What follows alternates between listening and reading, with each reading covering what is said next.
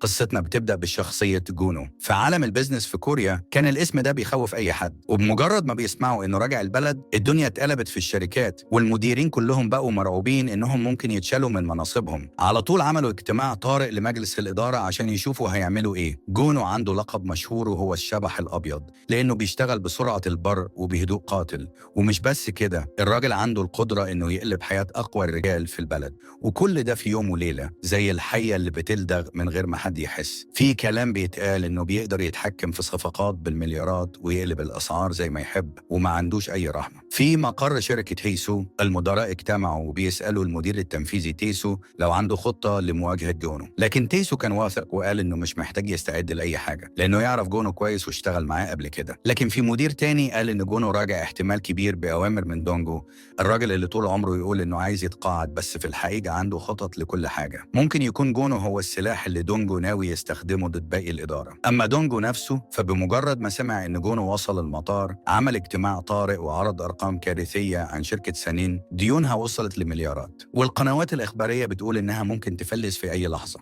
البنوك حجزت على أصول الشركة بمبالغ خرافية. المدراء بدأوا يثوروا، خصوصا لما اكتشفوا إن لو ما خفضوش الديون ورفعوا سعر الأسهم الشركة هتقع في فخ البيع على المكشوف وهتفلس رسمي. المديرين بدأوا يتهموا تيسو إنه السبب في الوضع السيء ده، وإنه هو اللي خلى الشركة تنهار. وسط كل الفوضى دي كان واضح إن السبب الوحيد اللي خلى جونو يجي هو إنه يصلح الخراب ده. بس مش كل الناس عاوزين ده. في ناس شافوه مجرد واحد هربان زمان لما حصلت مشكلة، وبيرجع دلوقتي كأن مفيش حاجة حصلت. لكن لما تيسو سأل دونجو لو كان هو اللي استدعى جونو، الإجابة كانت صدمة، لأن رئيس مجلس الإدارة بنفسه هو اللي جابه. الكل اتفاجئ وبيسكت، وكان واضح إنهم لازم يغيروا خططهم بسرعة. تيسو حس بالخطر وقرر يوقف الاجتماع مؤقتا عشان يفكر هيعمل إيه. في الوقت ده 2 موظفين صغيرين في الشركة كانوا بيتكلموا عن ليه الكل بيكره جونو. مديرهم قال ليهم إن المدراء الكبار خايفين على مناصبهم، وإن تيسو بالذات كان شغال مع جونو زمان، لكن دلوقتي لما يواجهه يا إما يفضل في منصبه يا إما يتشال. الموظف الصغير جينسو سأل ليه رئيس مجلس الإدارة نفسه هو اللي جاب جونو. المدير رد عليه وقال له ببساطة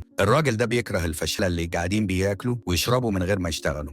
هو جاب جونو عشان يكنس الشركة ويطهرها منهم، اللي ينجح يفضل واللي يفشل يتشال. في مكتب تيسو المدراء كانوا في قمة التوتر، بيحاولوا يفهموا جونو جاي يعمل ايه. واحد قال يمكن جاي عشان يعمل شغل بسيط، لكن الحقيقة كانت أوحش بكتير. الناس اللي في الأوضة دي هي اللي هتبدأ تتشال واحدة واحدة. لما الاجتماع بيستأنف السؤال اللي دار بينهم كان مين اللي هيشتغل مع جونو، بس مفيش حد فيهم كان عنده الجرأة إنه يجاوب، لأن كل المدراء اللي في الاجتماع كانوا في مناصب أعلى منه فشايفينه أقل منهم. تيسو قرر ياخد المايك ويبدأ يعرض موقفه، وعايز يثبت إنه يقدر يواجه جونو من غير ما يتشال من منصبه. بدأ يشرح ليه الشركة غرقانة في الديون، وقال إن قسم الإنشاءات اللي هو مسؤول عنه كان بيحقق أرباح كويسة، لكن باقي الإدارات كانوا بيخسروا جامد، فكانوا حمل عليه وعلى فريقه. واحد من المدراء اعترض وقال مش بس فريقك اللي بيحقق مكاسب، قسم الأزياء عندي كمان بيكسب. بس تيسو رد عليها وقال إن المكسب اللي بتتكلمي عنه مش حاجة تذكر بعد ما نحسب تكلفة المخزون اللي ما اتباعش، غير إنها السنة اللي فاتت قررت تنتج كميات مهولة من المنتجات من غير ما تدرس السوق،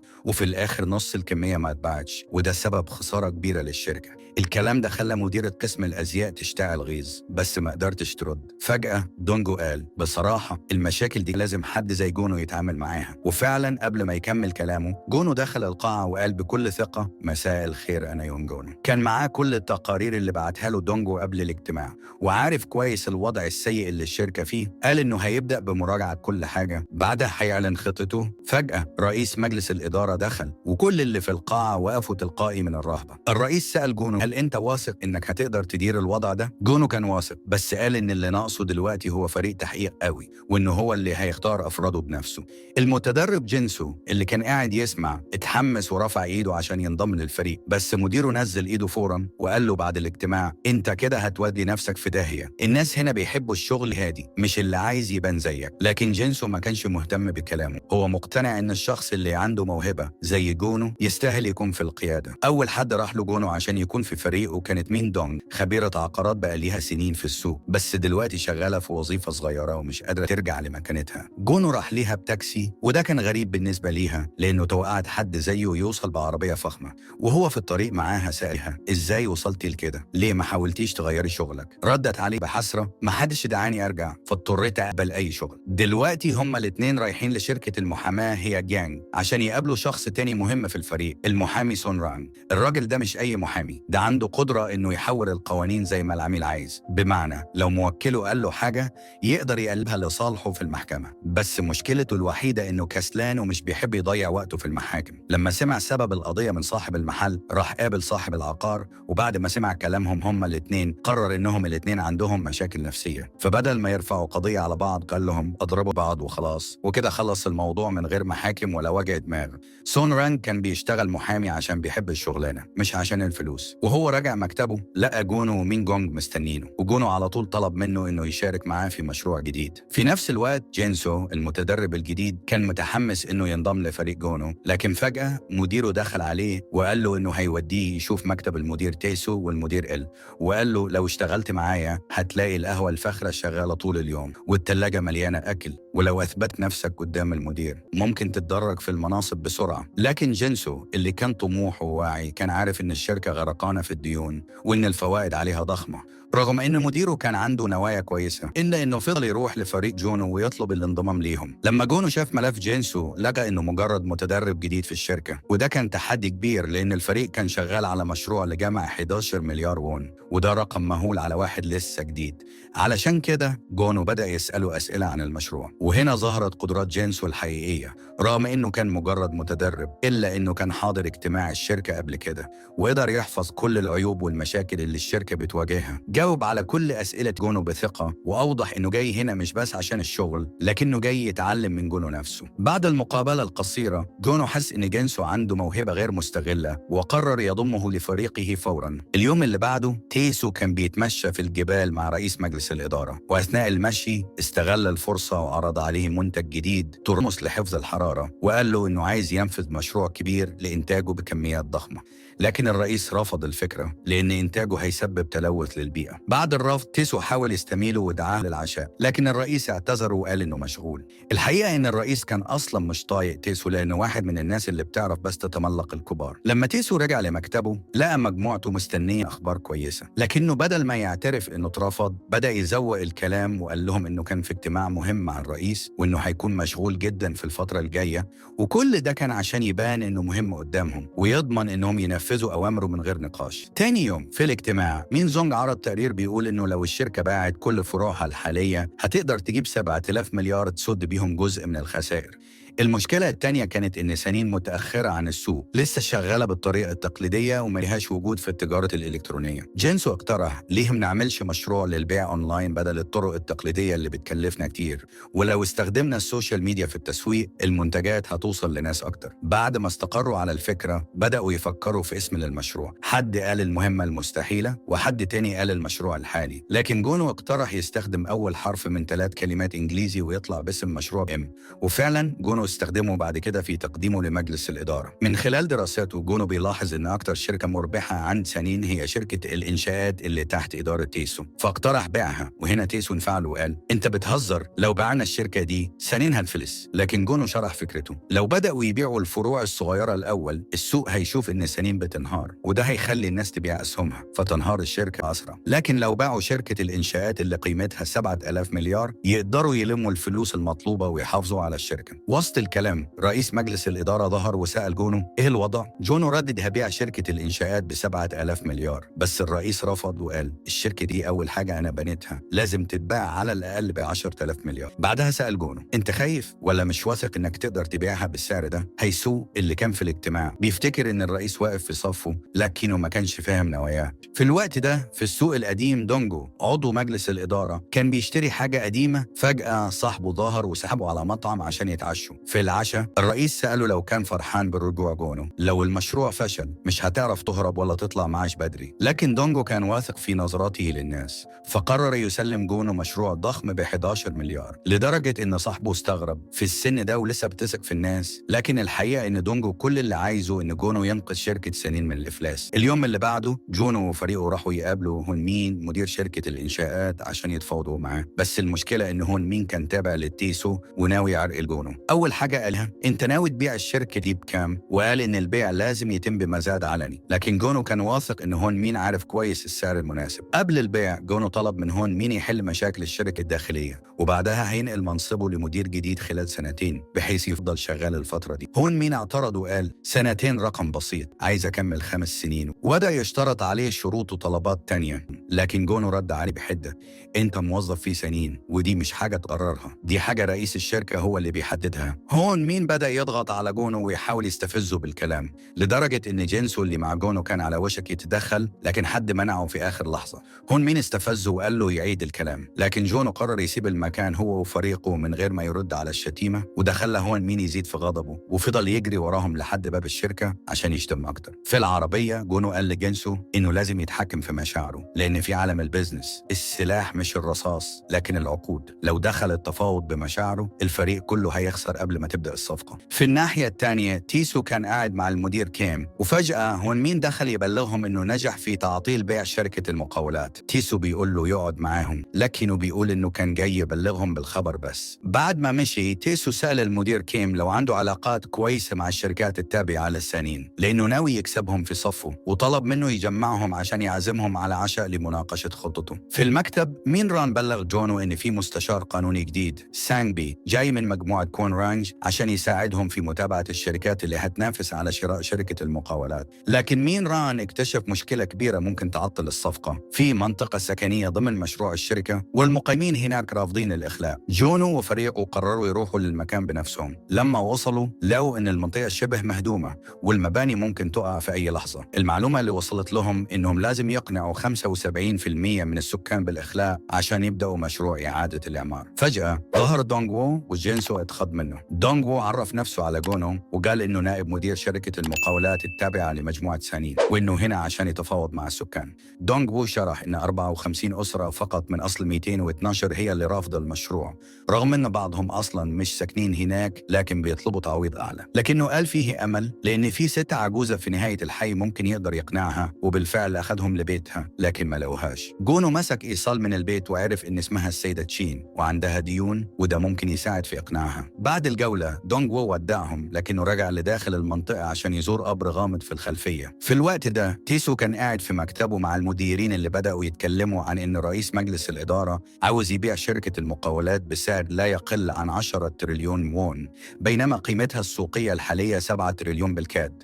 واحد منهم قال إن الرئيس ممكن يكون مش ناوي يبيعها أصلاً، وإنه بس بيصعب الأمور على جونو، خصوصاً إنها شركته المفضلة واللي تعب عليها طول عمره. الكلام ده طمن المديرين وخصوصاً تيسو اللي كان مبسوط إن جونو قد يكون في ورطة. بعد شوية وصل المستشار القانوني سانغ بي عشان يساعد فريق جونو في معرفة الشركات المهتمة بشراء شركة المقاولات. قال إن بيعها ب10 تريليون وون مستحيل، لكن جونو قال إنه عارف كده. سانغ بي سأله ليه، قال لرئيس المجلس إنه يقدر يحقق الرقم ده، فرد عليه جونو وقال إن الرئيس مش بيهتم غير بالحلول الواقعية ومش هيعتمد على حد مش قادر يحقق المطلوب. بعدها سانغ بي بدأ يستعرض قائمة الشركات اللي داخلة في المزاد، وأولهم كان تشامونغ هوان رئيس مجموعة تشاموك. الشركة دي حاولت قبل كده تبني مشاريع سكنية لكن ما نجحتش قوي، فميزانيتهم مش كبيرة. الشركة الثانية كانت بيوم دني، وهي من أقوى شركات العقارات ومتخصصة في تطوير المدن الذكية ومعاها سيولة مالية ضخمة، وده اللي خلاها منافس قوي في المزاد. الجماعة قدروا يجمعوا مبلغ كبير من الفلوس وكان عندهم خطة يتوسعوا في مجال الإنشاءات من الأرباح،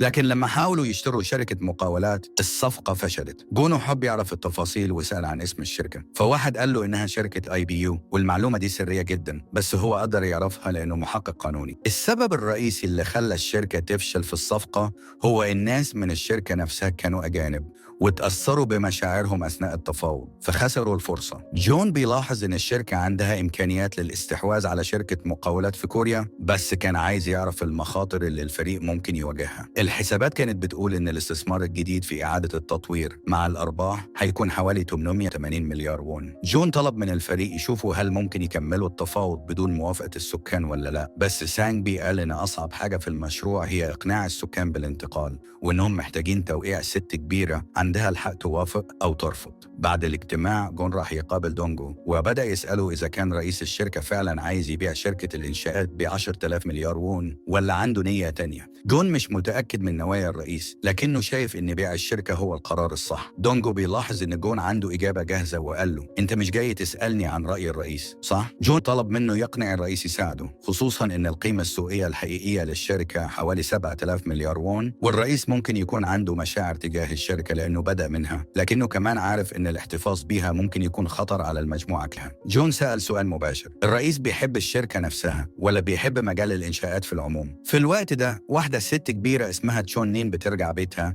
ومين جونج بتشوف دونج أوم بيقابلها، لكنها لما بتعرف إنه جاي يتكلم عن مشروع إعادة التطوير بتطلب منه يمشي فورا. هو حاول يتقرب منها لكنه بغباوته بوظ الدنيا أكتر. مين جونج حاولت تهدي الموضوع لكنها بتطرد هي كمان. في نفس الوقت دونجو نفى طلب جون وراح يكلم رئيس الشركة عن القيمة الحقيقية لبيع شركة المقاولات، وقال له إنهم ممكن يبيعوها ب7,000 مليار وون. لما الرئيس سمع الرقم قرر فجأة إنه مش هيبيع. في مكان تاني سون رانغ راح يقابل صاحبه اللي شغال في إدارة ملفات إعادة التطوير وطلب منه يسهل الإجراءات، بس صاحبه قال له إن القانون لسه ما تعدلش ولازم يبقى في مشاريع إعادة تطوير أكتر عشان الحكومة تبدأ توافق على الطلبات الجديدة. في شركة سنين المدير تي سونغ قرر يعطل فريق جونو فأرسل ناس عشان يفسدوا شغلهم، وبيطمن أتباعه إن جونو مش هيقدر يبلغ الشرطة. في نفس الوقت جون كان في بيته بيحقق في ملفات المشروع واكتشف إن البيت اللي راحت له الست الكبيرة قبل كده مسجل باسم واحد عجوز اسمه جانج بي. بعدها لما فريق جون وصل لمكتبهم لقوا كل حاجة بايظة والملفات متدمرة. جون فهم فوراً إن شركة المقاولات المنافسة هي اللي ورا ده وقرر يقدم شكوى، لكن الأول كان لازم يروح موقع المناقصة. في قاعة المناقصة جون كان قاعد مرتاح بيلعب على موبايله، والسون رانغ كان مستغرب وسأله انت ناوي تبيع الشركة لمين؟ جون رد اللي يدفع اكتر، المهم الفلوس مش الشركة. في الوقت ده جينسو كان باين عليه التوتر، فسونغ رانغ بيهزر معاه